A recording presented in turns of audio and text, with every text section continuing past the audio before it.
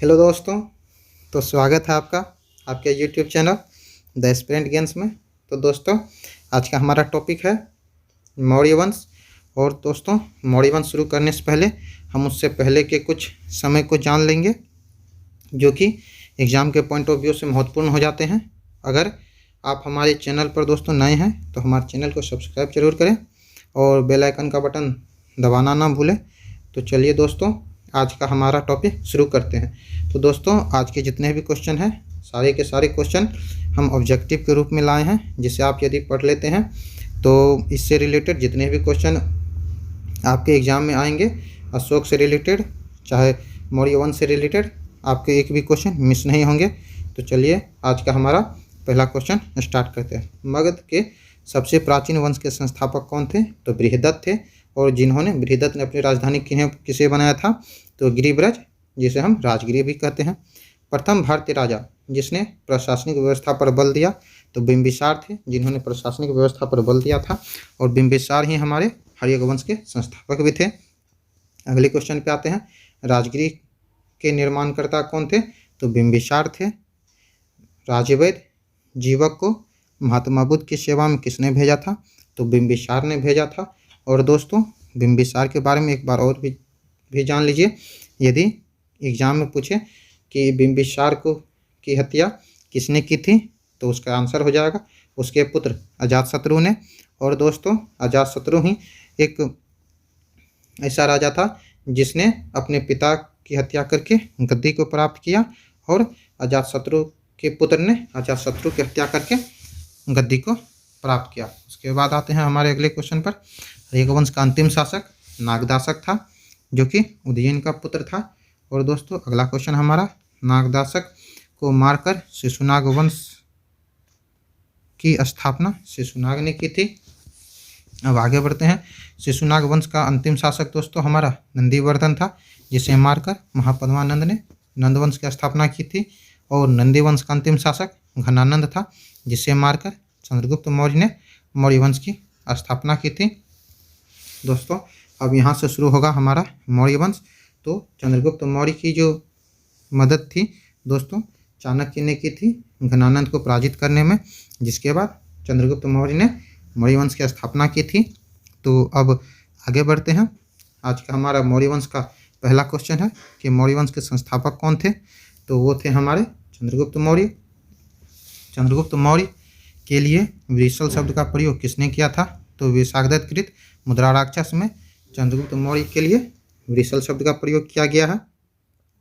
प्रथम भारतीय साम्राज्य स्थापित किसने किया था? तो प्रथम भारतीय साम्राज्य दोस्तों चंद्रगुप्त मौर्य ने स्थापित किया था। मौर्य काल में प्रचलित मुद्रा का क्या नाम था? तो मौर्य काल में जो दोस्तों मुद्रा चलती थी उसे हम पन कहते थे। तो मौर्य काल में जो प्रचलित मुद्रा थी उसका क्या नाम था? तो पन था। अगला क्वेश्चन है हमारा, चंद्रगुप्त के प्रधानमंत्री का क्या नाम था? तो जैसा कि मैंने आपको बताया था पहले दोस्तों कि चंद्रगुप्त मौर्य को मदद चाणक्य ने किया था, तो इसीलिए आगे चलकर चाणक्य ने चंद्रगुप्त मौर्य के प्रधानमंत्री के रूप में पदभार संभाला। तो चंद्रगुप्त मौर्य के प्रधानमंत्री का नाम चाणक्य था। और दोस्तों, अर्थशास्त्र की जो रचना की थी वह चाणक्य ने की थी। और अर्थशास्त्र जो है दोस्तों उसका संबंध राजनीति से है। क्वेश्चन कभी कभी दोस्तों ऐसा पूछ लिया जाता है कि अर्थशास्त्र का संबंध किससे है? तो दोस्तों आपको टिक उसमें करना है राजनीति से है। और यदि पूछ लिया जाए कि अर्थशास्त्र के रचनाकार कौन है तो आपको चाणक्य आंसर देना है। अब चलते हैं अगले क्वेश्चन पे। चंद्रगुप्त मौर्य ने 305 ईसा पूर्व में किसे हराया था? तो वो हो जाएगा हमारा सेल्यूकस निकेटर। सेल्यूकस निकेटर को चंद्रगुप्त मौर्य ने 305 ईसा पूर्व में हराया था। अब चलिए आते हैं अगले क्वेश्चन पे। इंडिका किसकी रचना है? तो मेगास्थनीज की रचना इंडिका है। अगला क्वेश्चन है हमारा, चंद्रगुप्त मौर्य का उत्तराधिकारी कौन बना? तो बिंदुसार जो है दोस्तों चंद्रगुप्त मौर्य का उत्तराधिकारी था। उसके बाद आते हैं, अमित्रघात के नाम से किसे जाना जाता है? तो बिंदुसार को अमित्रघात के नाम से जाना जाता है। एंटियोकस किसके राज दरबार में डायमेकस को भेजा था? तो वो हो जाएगा बिंदुसार के राज दरबार में। डायमेकस जो है आया था एंटियोकस के कहने पर बिंदुसार के राज दरबार में। अगला क्वेश्चन हमारा, मेगास्थनीज का उत्तराधिकारी किसे कहा जाता है? तो डायमेकस, जो कि हमने पहले आपको बताया दोस्तों कि इंडिका के रचनाकार मेगास्थनीज थे, जो कि चंद्रगुप्त मौर्य के दरबार में आए थे। मेगास्थनीज दोस्तों चंद्रगुप्त मौर्य के राज दरबार में आए थे। और मेगास्थनीज का उत्तराधिकारी जो है दोस्तों वो डायमेकस को कहा जाता है। बिंदुसार का उत्तराधिकारी किसे कहा जाता है? अशोक को। बिंदुसार का उत्तराधिकारी दोस्त कौन था? तो अशोक था। दोस्तों आप एक बात जान लें, हमने जितने भी क्वेश्चन यहाँ अरेंज किए हैं, यदि आप इसे पढ़कर जाते हो तो आने वाले जितने भी एग्ज़ाम हैं उसमें आपको बहुत मदद मिलेगी, क्योंकि अक्सर क्वेश्चन जो है मौर्य वंश और गुप्त वंश से पूछे जाते हैं। तो दोस्तों आज का हमारा टॉपिक है मौर्य वंश।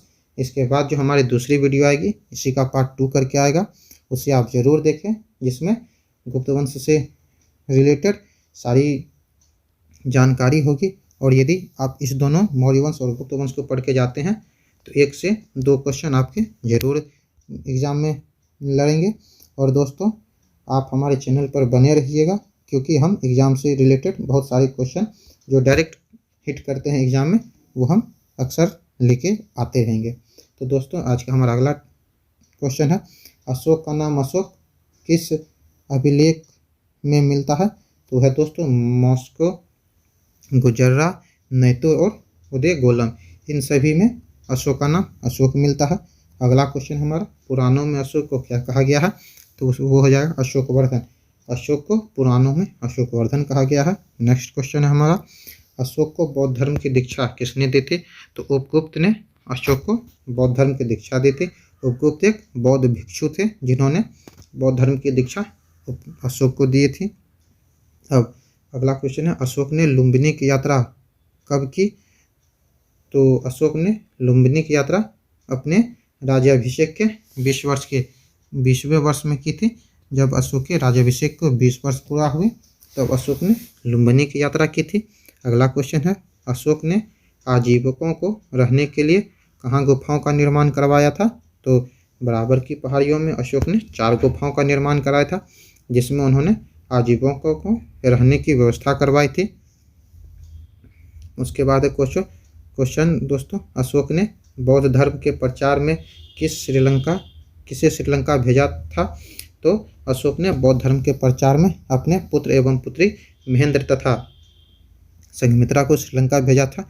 महेंद्र तथा संघमित्रा दोस्तों अशोक के पुत्र एवं पुत्री है। अब अगला क्वेश्चन है, भारत में शिलालेख का प्रचलन सर्वप्रथम किसने किया? तो अशोक ने दोस्तों शिलालेख का प्रचलन सर्वप्रथम भारत में किया था। अगला क्वेश्चन है, अशोक के शिलालेख में किस लिपि का प्रयोग किया गया है? तो ब्राह्मणी, अरमाइक, खरोष्टी, ग्रीक। दोस्तों मैंने चारों ऑप्शन इसलिए लिख दिए हैं क्योंकि अक्सर क्वेश्चन में आपको इनमें से एक ऑप्शन दे दिए जाएंगे और 3 गलत दे दिए जाएंगे, और आपसे पूछा जाएगा कि अशोक के शिलालेख में किस लिपि का प्रयोग किया गया है। तो आप इन चारों में से जो एक होगा उसे आप टिक कर दीजिएगा। और दोस्तों ग्रीक एवं अरमाइक भाषा का जो शिलालेख है वो वर्तमान में अफगानिस्तान से मिला है। खरोष्टी लिपि का शिलालेख अभिलेख साहबजगढ़ एवं मानसेहरा पाकिस्तान से प्राप्त हुआ है, और ब्राह्मी लिपि के अभिलेख भारत से मिले हैं। तो चलिए दोस्तों हमारा नेक्स्ट क्वेश्चन है, अशोक के शिलालेख की संख्या कितनी है? तो अशोक के शिलालेख की कुल संख्या 14 है। धम्म की व्याख्या की गई है दोस्तों 14 शिलालेख थे, जिसमें से 11वें शिलालेख में अशोक के धम्म की व्याख्या की गई है। दोस्तों 14वें शिलालेख के बारे में जानना उतना आवश्यक नहीं है, इसलिए जो इम्पोर्टेंट है उसे मैंने यहाँ अरेंज कर दिया है। और इसीलिए दोस्तों तो धम्म की व्याख्या की गई है 11वें शिलालेख में। अशोक के हृदय परिवर्तन तथा कलिंग युद्ध का वर्णन किस शिलालेख में किया गया है? तो वो हमारा 13वां शिलालेख है। दोस्तों अक्सर प्रश्न एग्जाम में आते रहते हैं कि कलिंग युद्ध का वर्णन किस शिलालेख में किया गया है? तो 13वें शिलालेख में किया गया है। तो चलिए आज का हमारा नेक्स्ट क्वेश्चन है, अशोक के शिलालेख को पढ़ने वाला प्रथम अंग्रेज कौन था? तो जेम्स प्रिंसेस था। जेम्स प्रिंसेस ने अशोक के शिलालेख को पहली बार पढ़ा था। दोस्तों इसमें कुछ क्वेश्चन ऐसे भी हमने डाले हैं जो कि 2018, 2019, 2015 और इसी तरह कुछ वर्षों में, यहाँ तक कि जो PCS होते हैं उस एग्ज़ाम सब में भी पूछे गए हैं, तो वो एग्ज़ाम के पॉइंट ऑफ व्यू से बहुत इंपॉर्टेंट हो जाते हैं। इसलिए हमने सब क्वेश्चन को अरेंज कर दिया है ताकि एक भी क्वेश्चन आपसे मिस ना हो। तो चलिए आज का हमारा अगला क्वेश्चन है, श्रीनगर की स्थापना किस मौर्य शासक ने की थी? तो अशोक ने। और उसके बाद है, मौर्य काल में सीता से तात्पर्य है राजकीय भूमि से प्राप्त आय। जो राजकीय भूमि थी उससे जो आय प्राप्त होता था उसे सीता कहा जाता था। अगला क्वेश्चन है, कौटिल्य द्वारा रचित अर्थशास्त्र कितने अधिकरणों में विभाजित है? तो कौटिल्य ने जो अर्थशास्त्र की रचना की थी वो टोटल 15 अधिकरणों में विभाजित है। उसके बाद क्वेश्चन है, किस बौद्ध मूल ग्रंथ में मौर्य सम्राट अशोक का नामोल्लेख है? तो महावंश में जो है बौद्ध मूल ग्रंथ में मौर्य सम्राट अशोक का नाम उल्लेखित मिलता है हमें। उसके बाद का क्वेश्चन है, किस मूर्ति शिल्प शिलालेख में अशोक के प्रस्तर रूप चित्र के साथ रान्यो अशोक लिखा मिलता है? तो कंगल हल्ली में जो है दोस्तों हमें अशोक के प्रस्तर रूप चित्र के साथ रान्यो अशोक, जिसका मतलब होता है राजा अशोक, लिखा हुआ मिलता है कंगल हल्ली में। अशोक का समकालीन तुर्मय कहाँ का राजा था? तो मिस्र का। तुर्मय जो है दोस्तों वो मिस्र का राजा था। उसके बाद है, किस मौर्य राजा ने दक्कन पर विजय प्राप्त की थी? तो अशोक ने दक्कन पर विजय प्राप्त की थी। मौर्य वंश का अंतिम शासक कौन था? तो बृहद्रथ था। मौर्य वंश का अंतिम शासक दोस्तों बृहद्रथ था। और बृहद्रथ की ही हत्या करके पुष्यमित्र शुंग ने शुंग वंश की स्थापना की थी। और बृहद्रथ की, इसीलिए दोस्तों बृहद्रथ की हत्या किसने की थी? तो उसके सेनापति पुष्यमित्र शुंग ने ही की थी। बृहद्रथ का हत्या करने वाला उसका सेनापति पुष्यमित्र शुंग ही था दोस्तों। तो दोस्तों यदि आपको ये वीडियो पसंद आई हो और आपको इन्फॉर्मेटिव लगी हो तो हमारे चैनल द एस्पिरेंट गेम्स को ज़रूर सब्सक्राइब करें। और यदि आपको वीडियो पसंद आई हो तो वीडियो को लाइक करना ना भूलें और अपने दोस्तों के साथ शेयर करना ना भूलें।